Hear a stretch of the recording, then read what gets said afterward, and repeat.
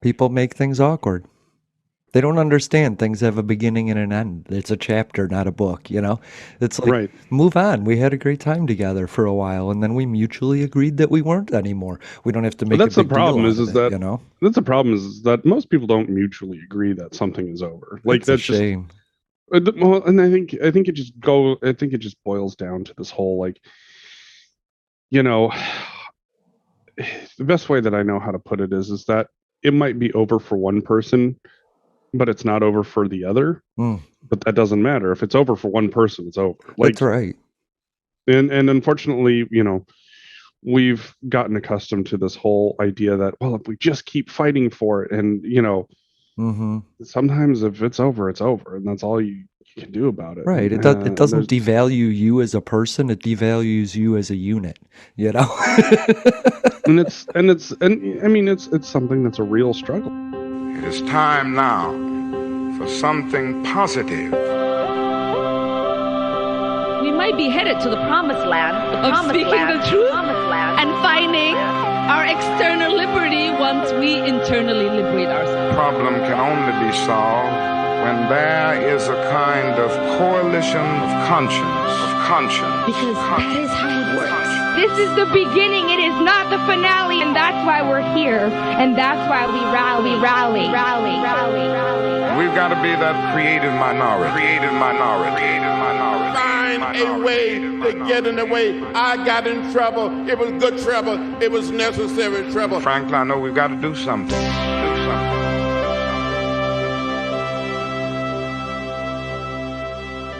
All right. Hello and welcome to another episode of Public Access America. My name is Jason. His name is Jeffrey. And we get together at the end of every week to kind of wrap up the week. We have a great topics. We have some great topics. We have a great note full of stuff. But we also have a co-host named Jeffrey. And I'm kind of curious, is there a story, an event, something that happened this week that's top on your mind? Oh man, the one that I think the only thing that's really still kind of at the center of my mind is this whole FBI raid on Mar-A-Lago. Okay, I have an update. So I asked you in Sunday's show, is Merrick Garland Trump's political rival because Trump was the reason that Merrick Garland didn't get on the Supreme Court? And I agreed with you that no, they are not political rivals. But I heard the story is that because Trump removed Garland from the list and added somebody else, that's the reason that Garland should have a beef with Donald Trump because he didn't get on the Supreme Court. So that's where that tangent went. Did you have is there any tangents that you wanted to wrap up on about this story? I think with that one, I mean, Trump isn't the reason like that Merrick Garland got removed from the list. Let's be real honest about that. The fact that you ended up with a conservative House, a conservative Senate, and a conservative president. I mean, I'm using that term very loosely at this point. Right. You were never going to have Merrick Garland be their choice. That was always going to be the reality. And the moment Mitch McConnell decided that, they weren't going to move forward with Merrick Garland as a replacement for the previous justice, that we all knew what was going to happen. I agree. Okay. So I don't. The issue isn't. I don't think the issue is it has anything to do with political rivalries at this point. I don't think so. I think it is. I think it's being played up as such. Mm-hmm. Whether or not that's very effective right now. There's kind of some different measures out there on how effective that has been. The biggest issue at hand is I think, you're starting to see more and more conservative outlets are just tired of Trump. I agree. But, they still have to pander to that party line. They still have to kind of trying to get the base fired up. Yeah. But I think this one is really going to test, the mettle of the actual Republican politicians about whether or not, it just really heavily depends on what's in these documents that they found. Agreed. And I think that's always been the problem. There are really two pathways forward in this. Is that, and I've watched a few things, everything from, if Trump doesn't indict, it's an indictment on our democracy, to Sure.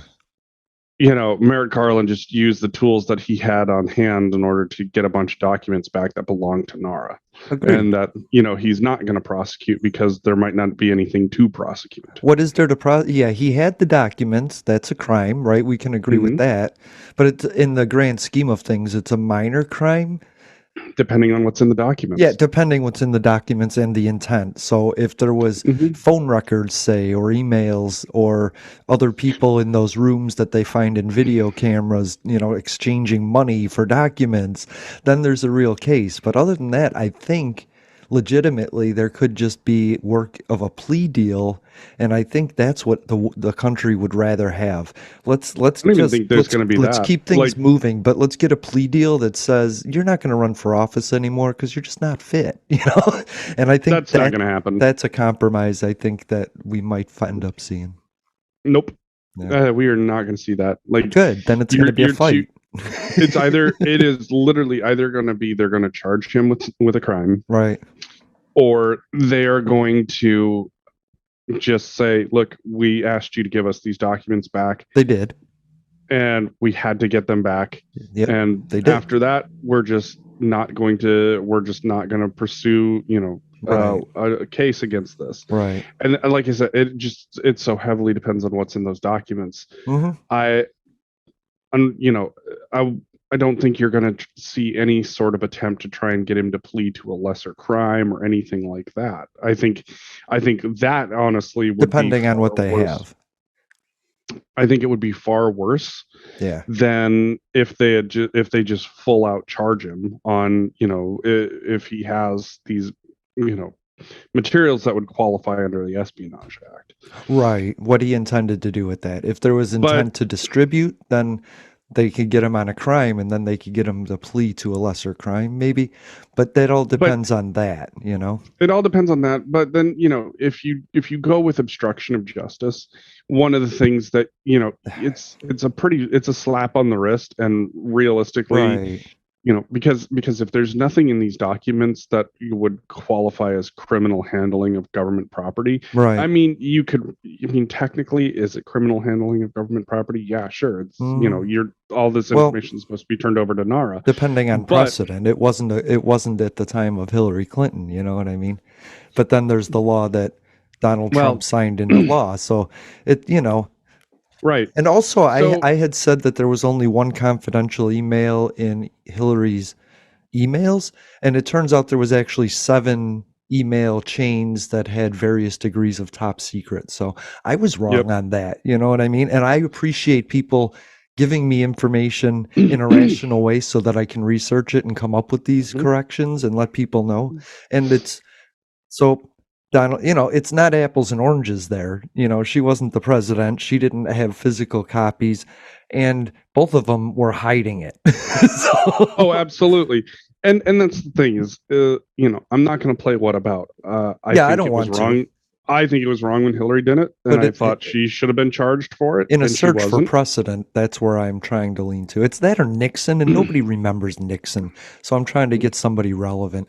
Bill Clinton got a blowjob and then tried to hide it. You know what I mean? It's similar to that. Remember when that was like what we called the fault of America's democracy, was the president getting a fucking blowy? Yeah. I mean, don't get me wrong. Like, there's it's abuse of power, period, end of story. And, you've got, of course, all these different power struggles that women have to go through. And it's wrong. Agreed. But nobody thought for a moment that a blowjob was going to topple America's democracy. Right.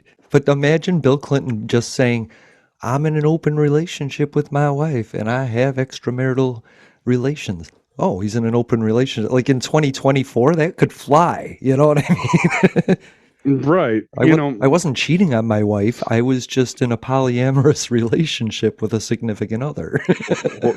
or ethically non-monogamous. I mean, right. But even still, like, even amongst those communities, we there's still the recognition that we see in not, in power dynamics, Of course. you always have that question of, can you really consent if someone's your boss? Right. Oh, agreed. And I think that's where most of us end up is like, we're not really sure that there is great consent practices if, you're if you're having to try and keep your job. So it's kind of why like I'm always been a person where it's like, I don't date coworkers for that very reason. Sure. It's just the idea to me of somebody being uncomfortable showing up to work if things don't work out just doesn't feel good to me when things don't work out, right? So it's always one of those things where it's like it's like, is it unfortunate? Yeah, but I think it's a lot more unfortunate if things don't work out, and then now you have this awkward workspace because people make things awkward. Whatever. They don't understand things have a beginning and an end. It's a chapter, not a book, It's like, right. Move on. We had a great time together for a while, and then we mutually agreed that we weren't anymore. We don't have to make that's a big the problem deal is out of it, That's the problem is that most people don't mutually agree that something is over. Like, that's a shame. Well, and I think it just boils down to this whole, like, the best way that I know how to put it is that it might be over for one person, but it's not over for the other. But that doesn't matter. If it's over for one person, it's over. Like, that's right. And unfortunately, we've gotten accustomed to this whole idea that, well, if we just keep fighting for it, and sometimes if it's over, and that's all you can do about it. Right. It doesn't devalue you as a person. It devalues you as a unit.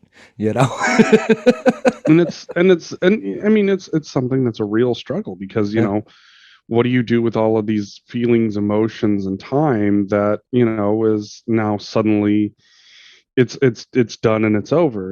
Especially if those feelings for you are still present. Sure. Like, that's always the rough part is that when you still have those feelings and you're standing there with nothing left, of that, it's rough.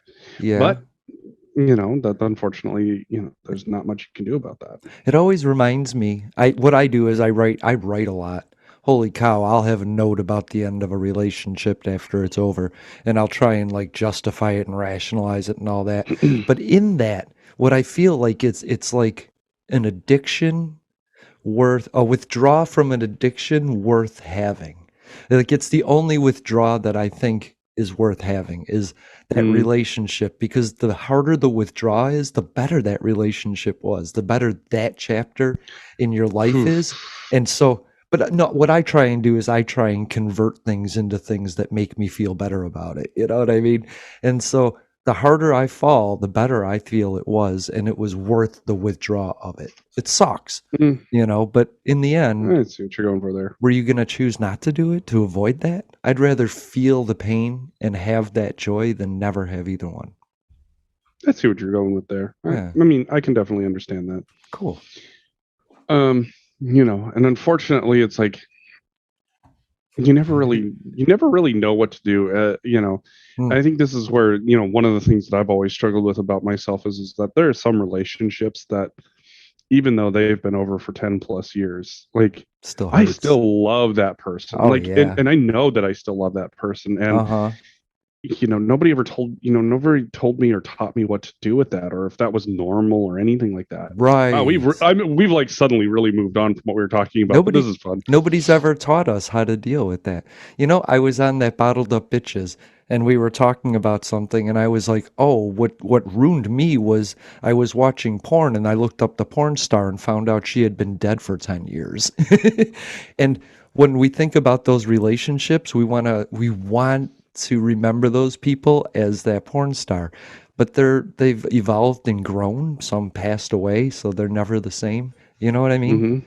It's interesting. But the want, sometimes I just like, oh, I miss them so much because I just want to feel like something, because I don't care. And I want to feel something.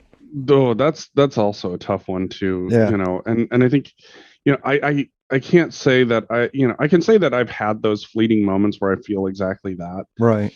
But the worst, I think the worst one for me is like, there are certain relationships where I sit there and I go, I really did love that person, and I royally fucked that up, Oh my God, or I really did everyone. love that. I really did love that person, and Yeah, we go through that stage of maybe if I tried harder, yeah, yeah, maybe if I did X, Y, and Z more, if I did all of these other things, yeah, and realistically, there's no possible way. Something that I have had to learn is, just because you have those feelings, that doesn't mean that if you try harder that somebody's going to have those feelings in return. And right.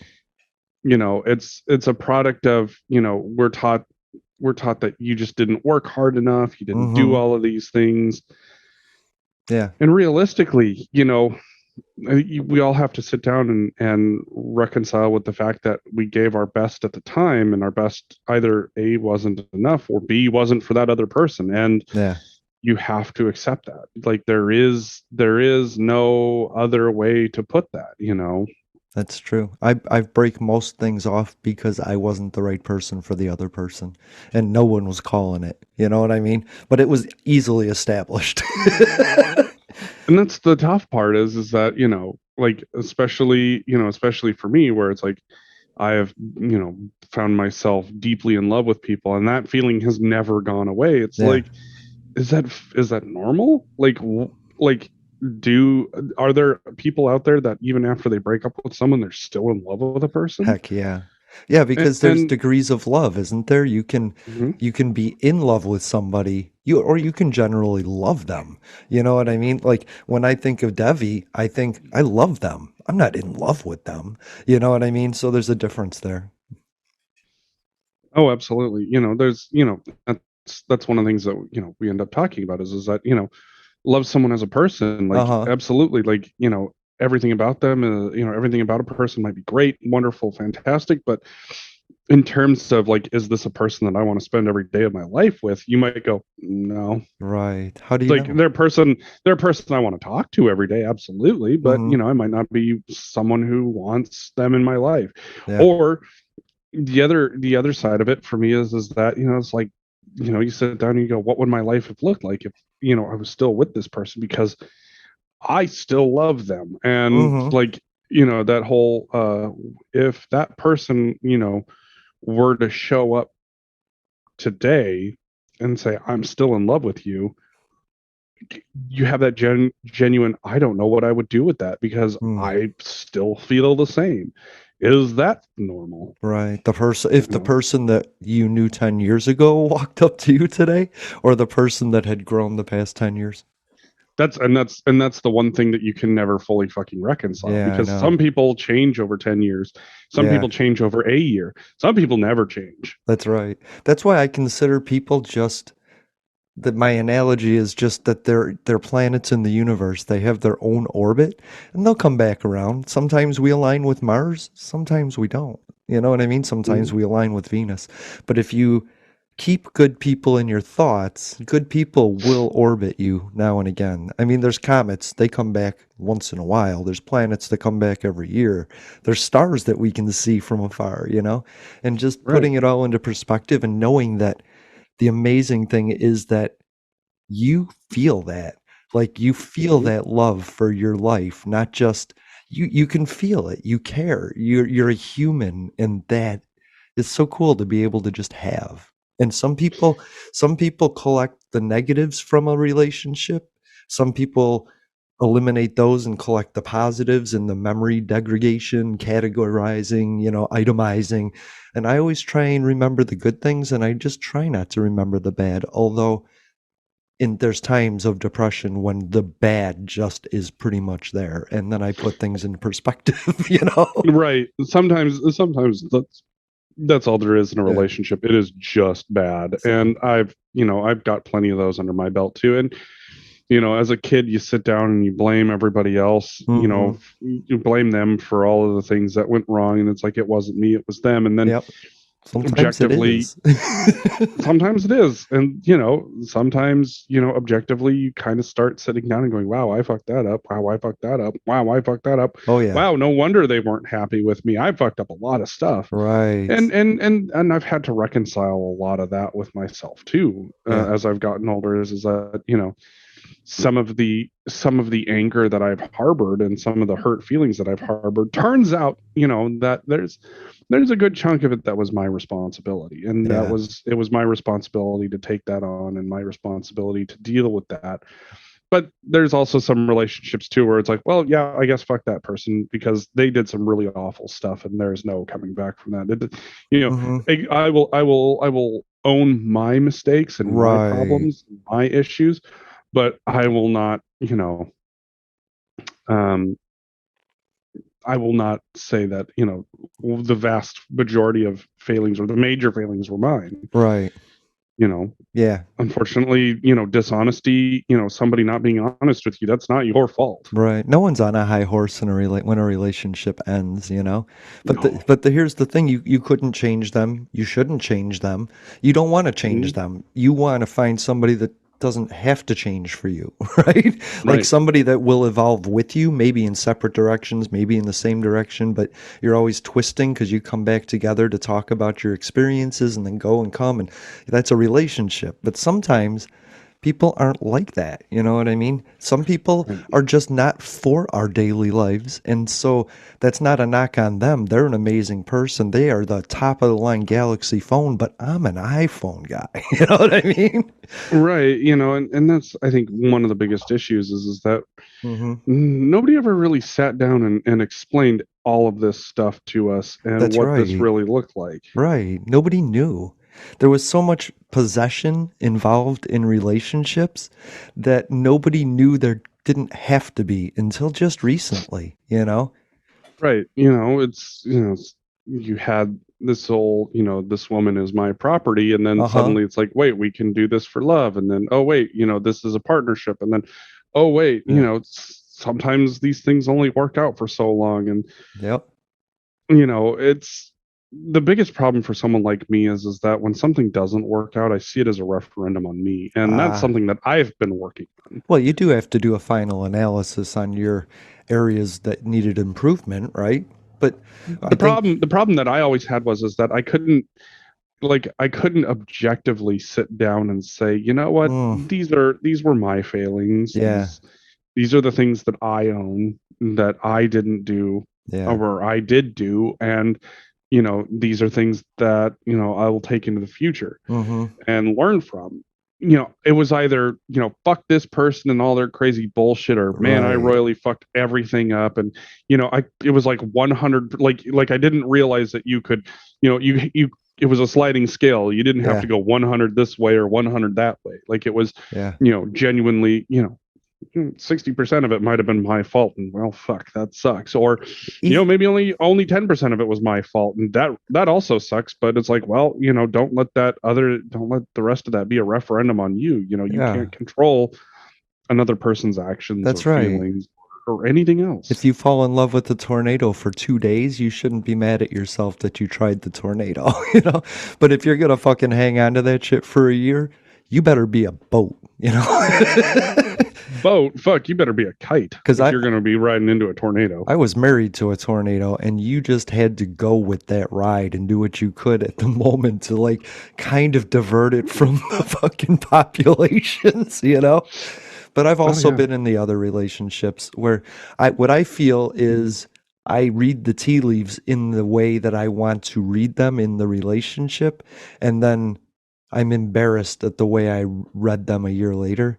They weren't giving me the signs I thought they were giving me. I wanted to see the signs they were giving me. So I'm really sorry for that, ladies. You know what I mean? That's always the tough part is that, we all sit down and, God, there's been a couple of them where it's like, oh man, this relationship would have been great. But, it turns out looking back, I'm like, you know what? That relationship was great for the time that we had it, and that was all that there was to it. There wasn't going to be anything more. It was just we had a great time. we sought mutual comfort in each other, doing certain things in order to, just, be humans. Don't make a comet a planet, don't make a planet a moon. And so there's been a couple of those, but there's still a couple of them out there where I'm like, I royally fucked that up, and I wish I would have had a clearer head. Me too. There is 2 or 3 people out there that could knock on my door and I would be back in love in an instant.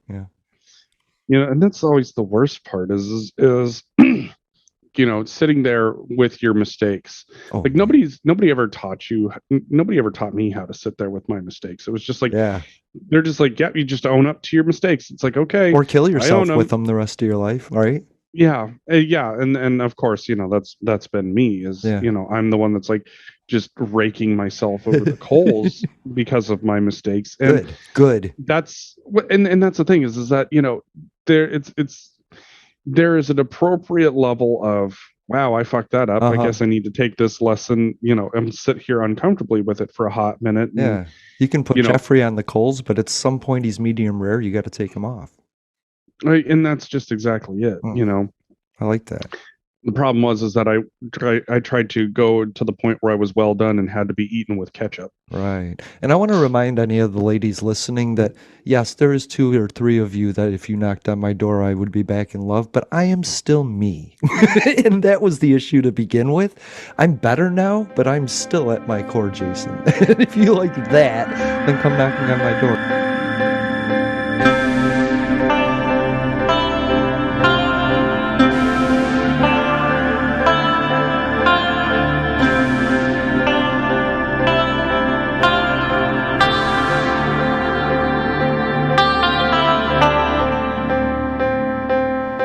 So, hard segue. No doubt there's drought, Jeffrey. Yeah, it's a little dry out there. Yeah. In some places. What's going on in Arizona, California, Nevada, the lower end of the table? Arizona says they want to create a desalination plant in Mexico and then make viaducts to get the water there. And that was your idea back in 2021, 2022. The thing is that it's not my idea. It's something that is currently being done, and I think it would solve a lot of problems. It's an idea that you brought to the table. It's an idea that I brought to the table as a solution for the U.S. It's something that needs to be done and considered. Like, it is not reasonable to sit down and go, oh my God, what are we going to do? How are we going to get all these people fresh drinking water? How are we going to, keep our crops going and go, okay, well, we can desalinate ocean water. We're worried about the ocean levels rising. Well, there's a bunch of fucking water right there. We just got to get the fucking salt out of it. Right. We can create new lakes. We can create new rivers. We can create new dams. We can create all sorts of infrastructure. Well, I wouldn't say we should do that. What I would say is that we have rivers, lakes, and streams and reservoirs that are readily available that need water. The question is, how do we get it there? Can we tie it into the Rio Grande and just create a water border and maybe put some crocodiles and snakes in there? The problem is that there's a bunch of people already drowning in the Rio Grande, and we've got one side just sitting there watching, and the other side, they're like, well, guess we're just going to keep sending people over. Sometimes I like to take a Trump lunacy and put it in modern day just to see if it's rational. Like, at some point, did a moat with alligators seem reasonable? And was he ahead of his time, or was he just batshit crazy? Moat with laser sharks. Yeah. We just go straight up Dr. Evil. But so the thing about having all of these, having desalination plants, like, you would genuinely, I believe you would genuinely have to create infrastructure in order to get water to where you needed it to be. Definitely. Because you're going to need a series of reservoirs where water gets stored. You're going to need a series of reservoirs. That's America. No, you're going to need a series of lift stations and piping to get this water where it needs to go. And what that also means is that you're going to need a series of power generation systems that are Hell dedicated to this. Hell yeah. In which case, like we were talking about, these new little fucking boxed nuclear reactors seem to be the trick. Right. Like you can legitimately spread this out, and Yeah. to me, it makes a lot of sense to seriously consider. I love it. The thing about it is that you're going to have a bunch of fights about, well, this isn't natural. Okay, well, you're sitting here complaining about a bunch of species dying out because of a drought. Yeah, it's not natural. But if your option is, water that saves not only just, these river species potentially, but also, keeps people from, having other issues themselves. This is natural. There was a dust bowl at one time. Like, this is very real. This is something that can happen every 100, 200 years. We got to think about that. Right. This is setting up for the future. If you're going to create a desalination infrastructure system with viaducts and electrical grids that go with that, that is going to put U.S. and Mexican people to work creating a soft border that people aren't going to want to cross because there's jobs on both sides. And that fits my no border scenario. So I see this as a win-win. It's always going to be a win. Anytime that you can create power, anytime that you can create water, anytime that you can create infrastructure that solves a series of issues that people have, great. Like, don't get me wrong, there's some things that you're not going to be able to necessarily turn the desert itself into a place where you grow food automatically. It's gonna, you look at people who have stopped the encroachment of a desert by planting trees, and it takes time. It takes a lot of time. Yeah, it takes a lot of energy. It takes but that's not to say that you couldn't put a greenhouse in the middle of the desert suddenly, because now you have the ability to take a small section and turn it subtropical and grow foods that you haven't been able to grow in certain areas. Imagine the communities, industrial, residential, industrial, that build up along those viaducts, reservoirs, and power systems that were being created.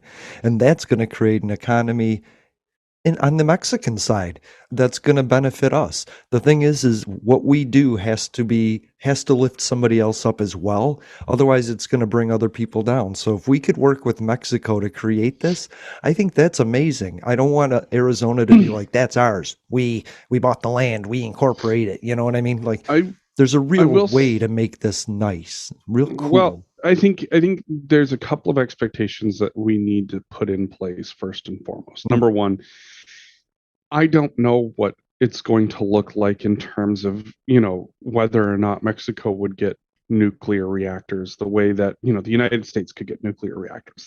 That is a whole level of discussions that agreed. I don't know that we could necessarily solve. We can't give it to Saudi Arabia. We shouldn't give it to Mexico, right?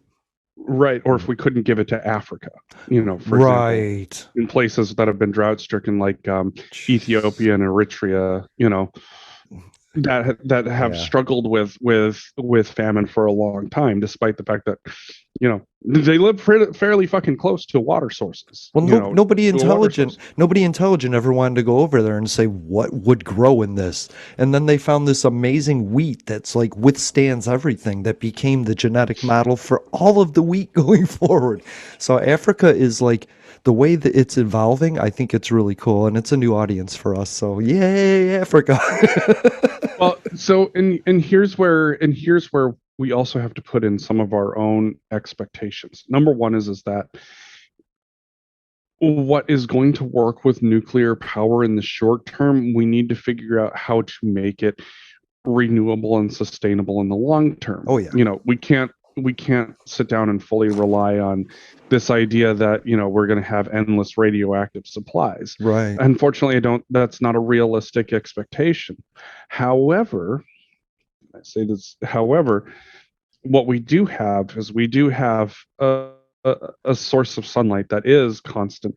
The question is how do you create enough power using small enough space in order to desalinate ocean water in order to get it to these places where, nuclear is probably never going to be on the table. I mean, let's be real honest. The idea that Ethiopia or Eritrea is going to have nuclear reactors available to them is no.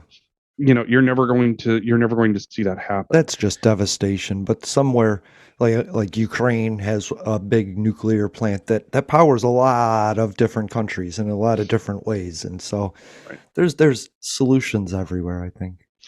There are solutions, and I think what that means is that if there's a way that people can come up with better ideas on how to generate that power, how to store that power, how to make it so that way you can get that water desalinated and move it inland, you're going to see a lot of demand for that.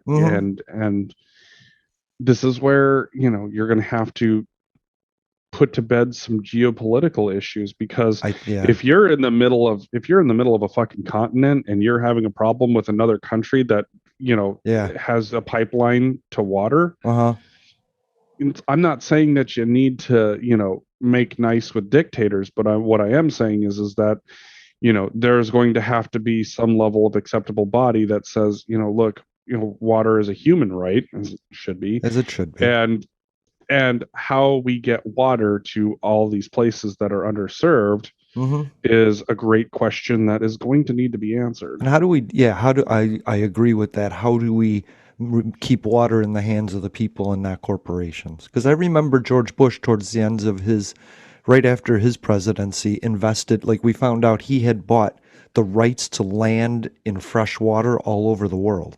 And I thought that was concerning back then, and now water's even at a premium more.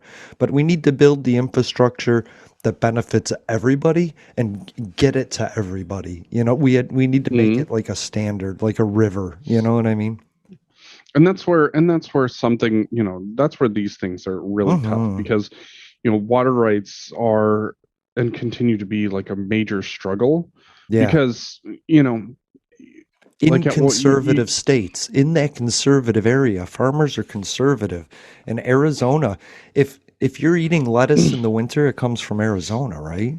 Mm-hmm. If you're drinking California, Arizona, if you're drinking wine from California, it's like this cotton. That's what these people produce. That's our clothes, people, and they're fighting over water with golf courses, Mm-hmm. So it's certainly going to be a fight. But I think that if there are ways that we can create multiple desalination paths, multiple, I'm not saying it's going to solve. I'm not saying it's going to solve the flooding, of rising oceans. All right. But what I am saying is that, if we're concerned about where we're going to get water, we shouldn't be as concerned, because we have a steady source.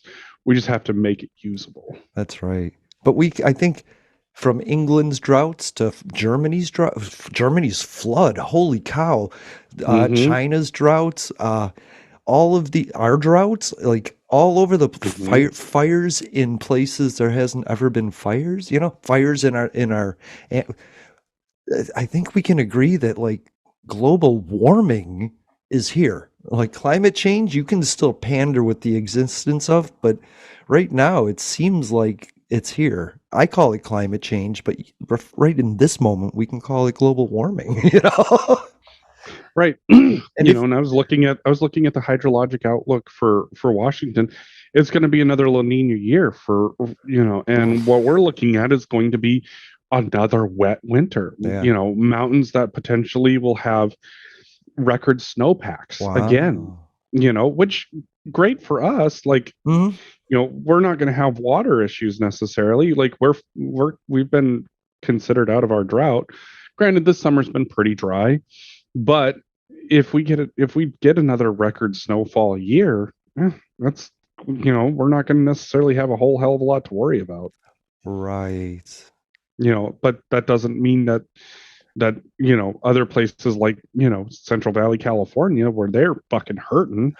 Yeah, Death Valley is like, anyway, it's bad. And California they're predicting that it's about to have a record flood of 8 feet or more, and it's going to turn part of California into an inlet sea. So, I mean, the twists, and we all know in Kentucky what happened with the floods. People died, Joe Biden had to go there because Mitch McConnell and Rand Paul couldn't. By the way, everybody, there's a real chance, this isn't where I'm going with, this isn't a tangent, this is just a mention. Charles Booker is running against Rand Paul in Kentucky for to be the senator, and I don't think anybody had that like card in their Senate change race, but oh God, could we? The people of Kentucky really like Charles Booker. He was marching with Black Lives Matter, running against Amy McGrath when Amy McGrath hid from the Black Lives Matter. And so and he's like a school teacher that decided to run because so he's a really good guy, Charles Booker. You could do worse. And you have it in Rand Paul, so okay. So drought is real. And I think Republicans are starting to get on board as corporations begin to get on board too. But I don't think they are on board in a real serious way yet. I don't think they're on board in a real serious way yet because they're not looking at ways to address the issue. Like you could seriously sit down and say, oh yeah, no, here's the way to address it.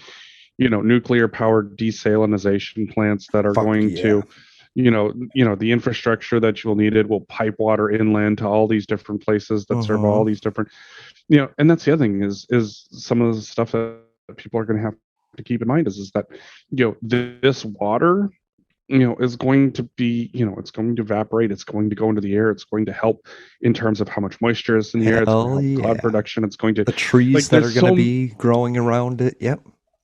So, I mean, there are things that it can do. Right. And, we stopped imagining. That's the problem. But at one point, somebody was like, we should make a Hoover Dam. And then they did that shit. America has been riding on the advancements we made 100 years ago.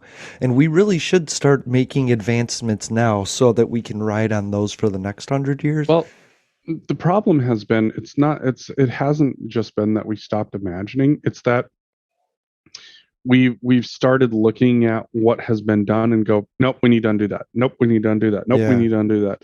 And don't get me wrong, like, is there a problem, for native fish populations whenever you create a dam like that? Oh, absolutely. Absolutely.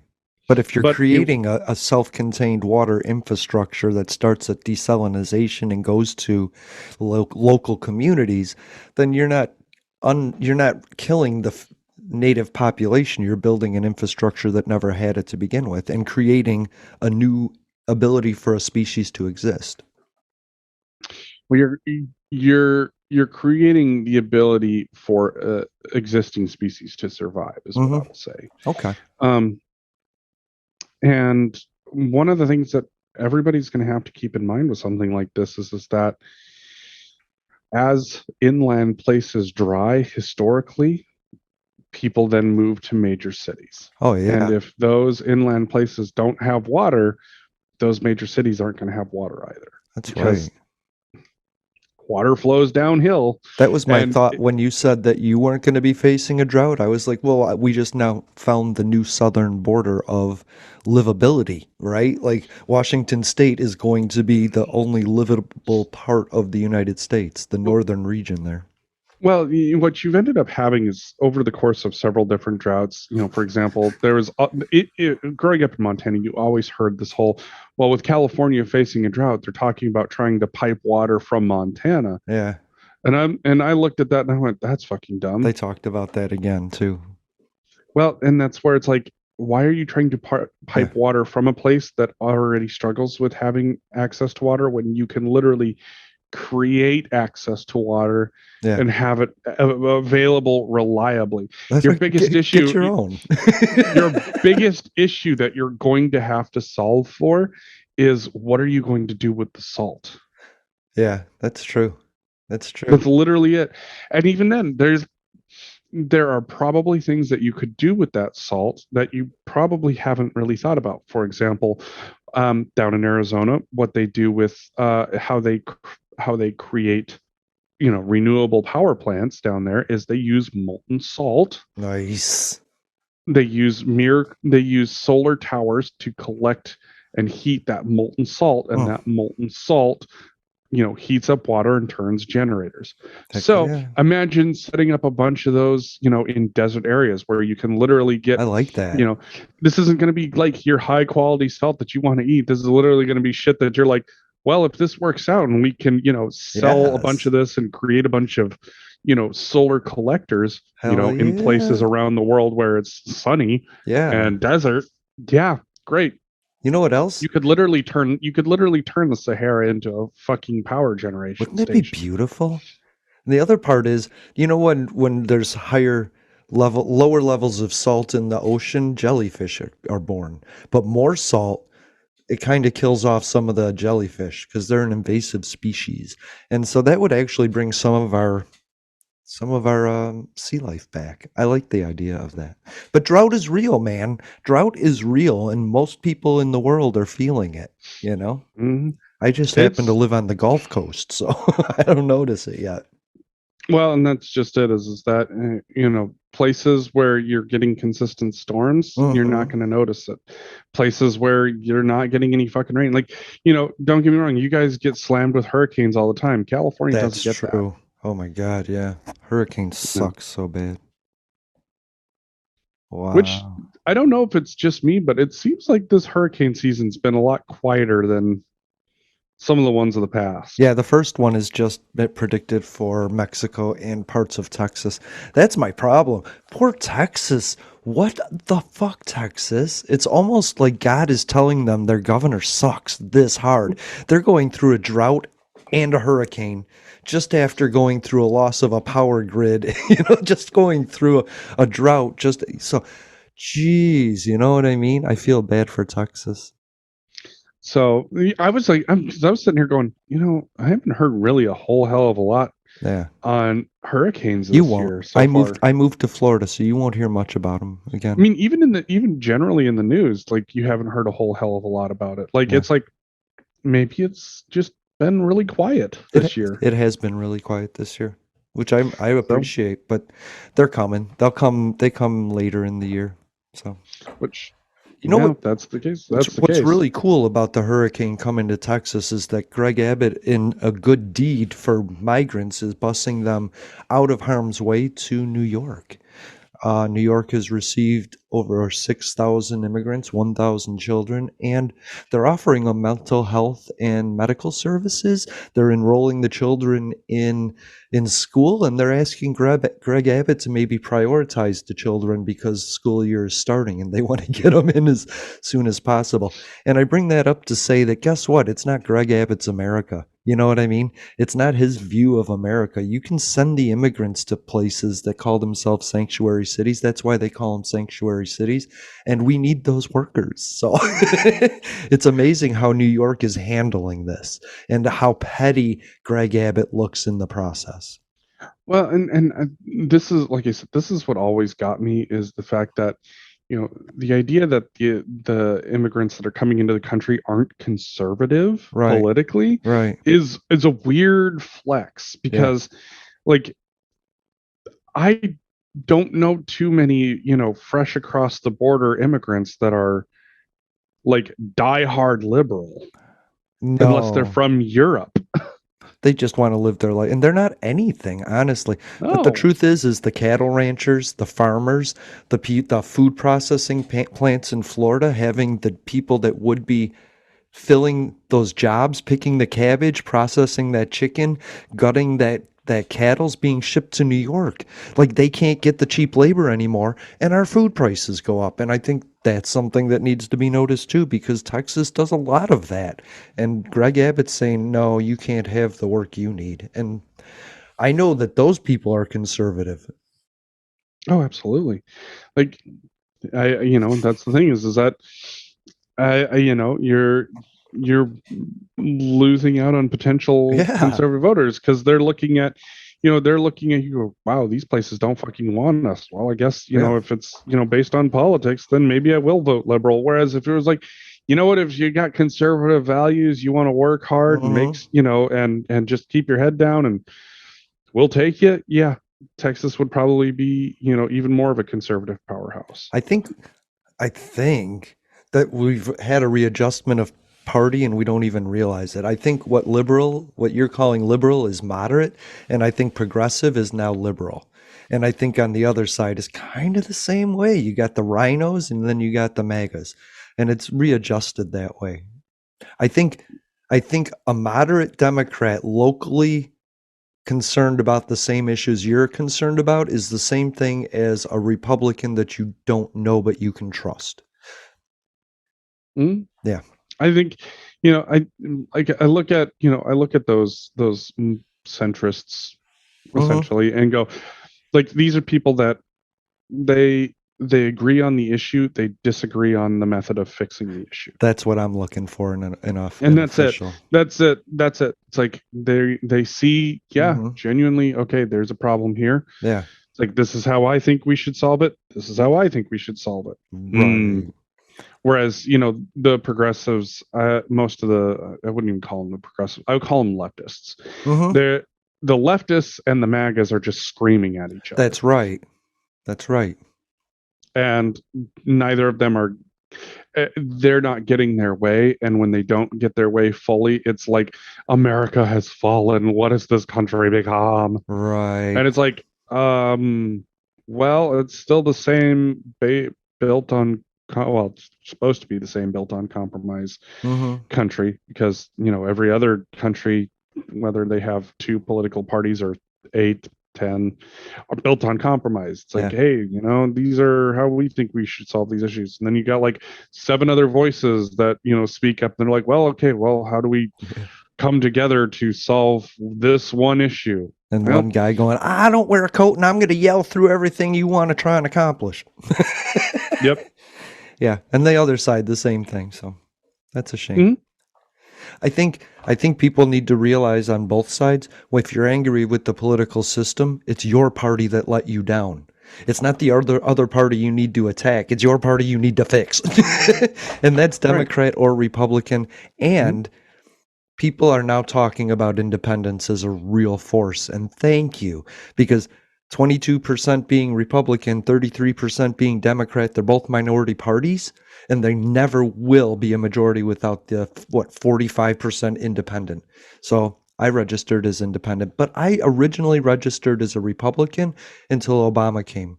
And then I voted for change in Obama, and then I voted against Trump. So that's my voting record. That's been the tough part is like, I started out as a Republican. I grew up in conservative areas. I typically in favor of less government involvement. I watched consistently as the government gets involved in shit and they fuck it up. Yeah. But the problem was that the Republican Party did not turn into the Republican Party of, hey, let's balance this budget. Hey, let's talk about actually, looking at how we spend our money and making sure that we're spending it responsibly. It was, we're not them. And I'm like, great, that doesn't fix anything. That's right. Yeah. And because we've had we're not them for, fucking 25 years at this point. Yeah. Like whether it's Republican or Democrat. Yeah, I guess since them. like Bush and Gore, right? Because remember, Clinton was the last time that we had we didn't run a fucking deficit. Well, yeah, and Clinton was the one Democrat that realized he had to go to the right on criminal justice and immigration to get those conservative voters. But those don't happen anymore. Since Bush and Gore, it's like my side, your side, my side. Yep, exactly. Yeah. And so now it's just, we watch as the government continues to spend a bunch of money that they don't have. We watch as, you have one party make a whole bunch of laws and then the other party go back through and undo all of it and then make their own laws, and then it swings back and then it swings back, and then nothing's getting fixed because it's my ideas, not, well, fuck, how do we make this work? Right. I agree. I have 2 thoughts on that, but I do want to ask you, because somebody had mentioned Liz Cheney lost. Did you hear that Liz Cheney can I say it again? Liz Cheney I'm switching through the channels right now. Liz Cheney lost. Anyway, everybody thinks that's a big deal. I want to remind everybody, every progressive on the left side, that Liz Cheney rode the Trump train through an impeachment, through to Trump tax things. She voted with him 93% of the time. Good riddance, I say. Go let her be a fucking philanthropist and fucking, in her state. I don't really care what she does. But do you do you care? And if she had to join a party that could already be on the ticket, would you mind if she ran as a libertarian? I think if Liz ran libertarian? I think if Liz ran as a libertarian, it would definitely be interesting. I don't think she's a libertarian. Okay. The thing is that I don't see her as the type of person who is actually strongly in favor of less government involvement, because let's remember, she voted with Trump 93% of the time. Yeah. And a lot of the stuff ended up being, more government involvement. That's just the reality. Right. I think where people are, saying, "Oh, good riddance to Liz," but they're not thinking about who the fuck Wyoming actually just voted in. Right. The issue at hand is that, I get that. I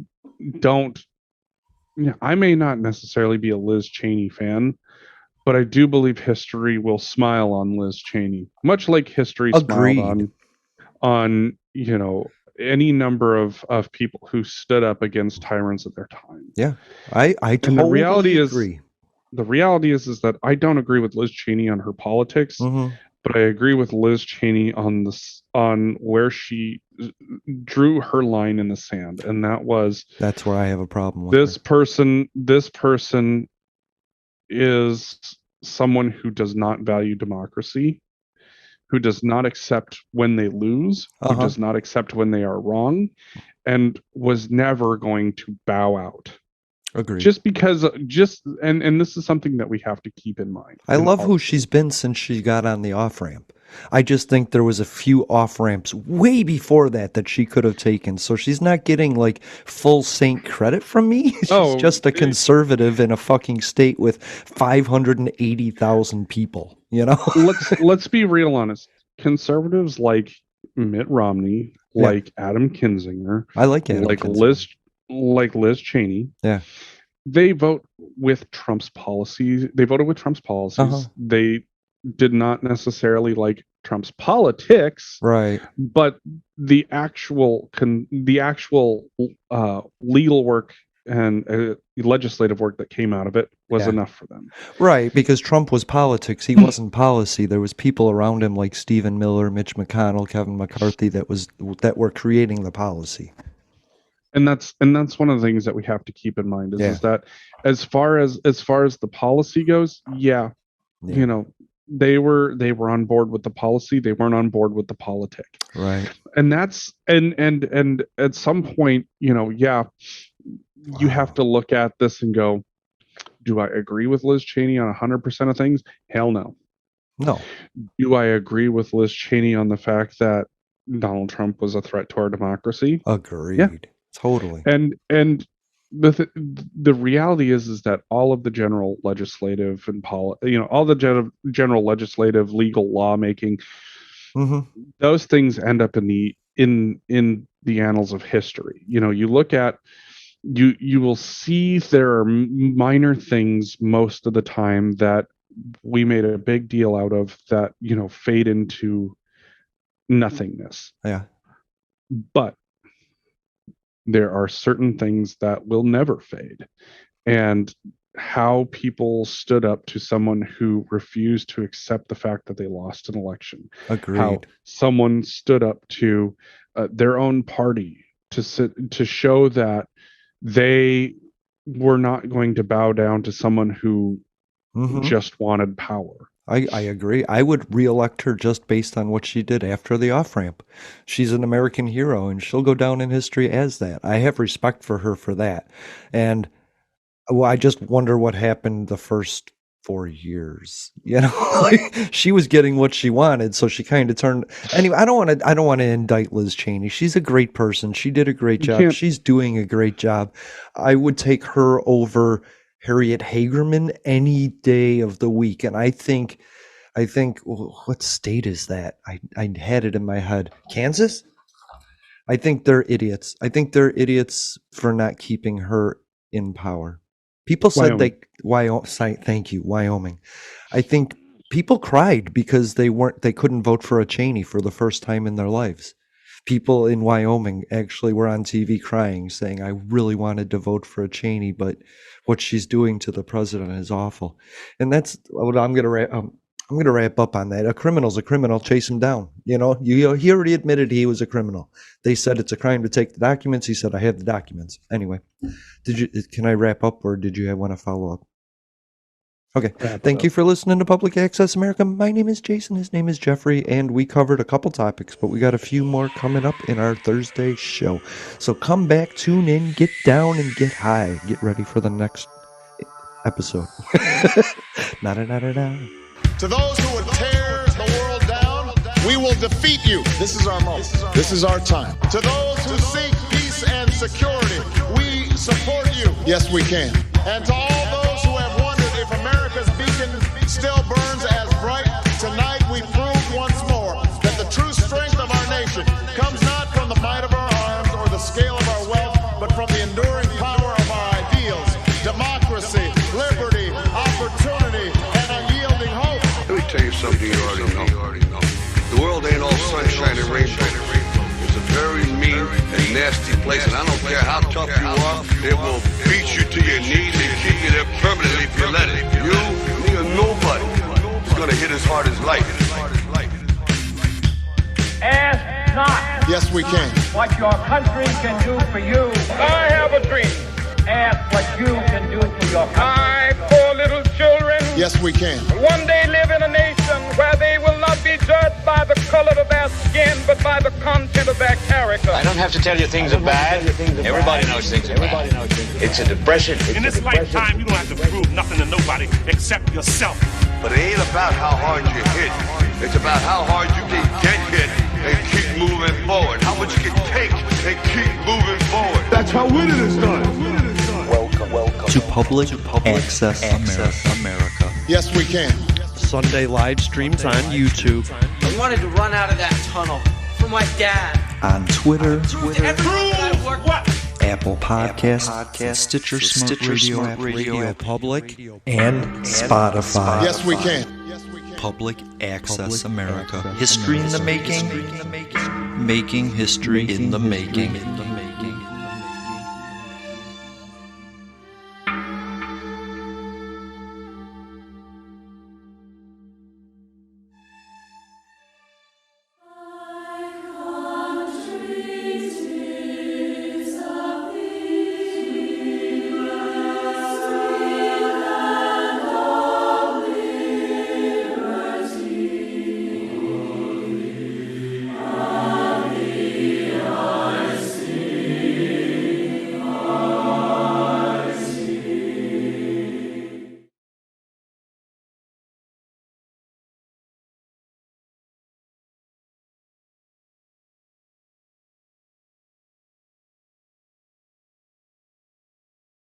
My mom is 81, and she's having trouble walking, taking care of herself, and remembering things.